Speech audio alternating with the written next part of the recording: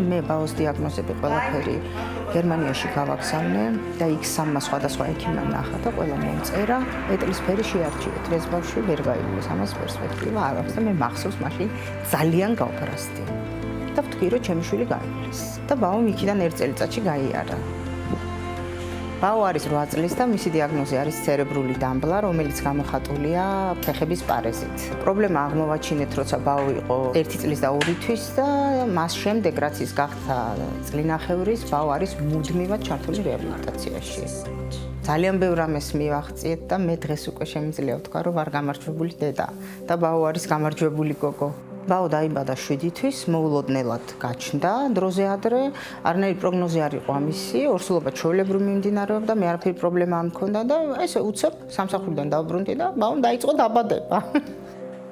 ერთი თვე იწვა რეანიმაციაში, მაგრამ გამოგვიშეს უბრალოდ დღენაკლული და წონით პატარა ბავშვი, რომელიც თავის წონას უნდა დაწყეოდა. ბავშვი იმდენად თვითონ ყველანაირად ემოციურად, მეტყველებით, გადმოცემის უნარით ვითარდებოდა, რომ ერთი ეს რომ მზად არ ვიყავი ამის მისაღებად, მეორე ის რომ მე არ ვიცოდი საერთოდ რა იყო ცერებრული დამბლა. დიაგნოზის სიმძიმე არ მქონდა სწორად აღქმული და შესაბამისად ამის მიმღებლობა მოხდა უფრო მარტივად. ესე მგონია მე, ვიდრე პირდაპირ იგებენ რაღაცას.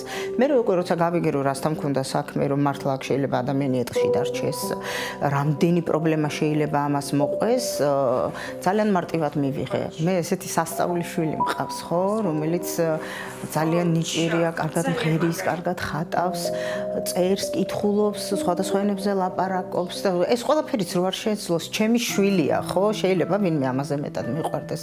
მე სამყარო შვილი მაჩუქა. რა ვიცი, ძალიან ბევრი დეტალია და საერთოდ ცხოვრება ძალიან საინტერესო რამ არის. ჯერ შენ როგორ ვითარდები, როცა ამას აკეთებ, რა ასაკშიც არ უნდა იყო და მე შენი შვილის განვითარებას რო უყურებ და კი ხშირად მქონია არ დაგიმალავთ უსამართლობის განცდა, რომ რატომ უნდა გადაეტანა ამდენი ბაოს, რატომ უნდა გადამეტანა ამდენიმე. ხო შეიძლება და ის საბაზისო რაც ყველას აქვს ჩვენს ვქონოდა, მაგრამ ნუ რა ვქნათ ახლა ესეთია ცხოვრება, სხვა გზა არ არის. ეგრევე მივიღე მოცემულობა, რომ ეს ესია და ყველაფერი უნდა გავაკეთო, რომ მაქსიმუმი მივიღოთ აქედან რაც შეგვიძლია და ბაო რეალისტეს მაქსიმალურად ამ პრობლემასთან ერთად, იმიტომ რომ ცერებრული დამბლა არ იკურნება, უბრალოდ შეიძლება მაქსიმუმის მიღწევა. ოპერაცია ბაომ გაიკეთა 5 წლინახევრის გერმანელ ექიმთან, რომელიც თბილისში ჩამოყავდათ. ძალიან საფრთხილო და სარისკო იყო, მაგრამ მე ავწონე, ბევრი ვიფიქრე, ბევრი რჩევა გავიარე და მაინც მე მივიღე ეს გადაწყვეტილება, რომ ეს ოპერაცია ბაოსთვის უნდა გაგვეკეთებინა და ძალიან კარგი შედეგი გამოიღო. 5 წლინახევრისას მან პირველად გაიარა ოპერაციიდან 28 თუ 14 დღე იყო, არ მახსოვს, 22 ნაბიჯი გადადგა. ეს ისე მახსოვს თავისით, მარტო დამოუკიდებლად და იმის მერე კიდევ უფრო გავაძლიერეთ რეაბილიტაცია. ეხლა მართალია ყველაფერს თავისი ჯერ ვერ აკეთებს, მაგრამ აუცილებლად ყველაფერს გააკეთებს და თან ხასიათსაც აკაჟებს ეს დამოკიდებულება.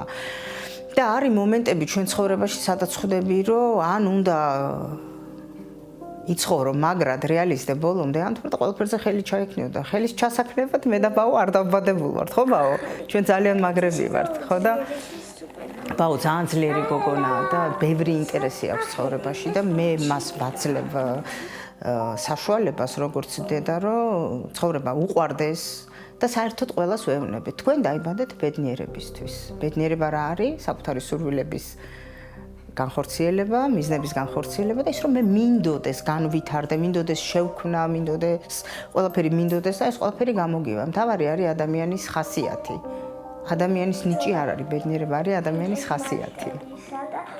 და ერთი ფაქტი, ჩვენ სლოვაკეთში დავდივართ ხოლმე, როცა არის ამის საშუალება რეაბილიტაციის ცენტრში, დაახლოებით 100 ბავშვს ვუყურებ ხოლმე ერთდროულად, იმიტომ რომ ყველა ერთად სადილობს ერთ სივრცეში და იცით იქ როგორ მშობლებს ხვდა?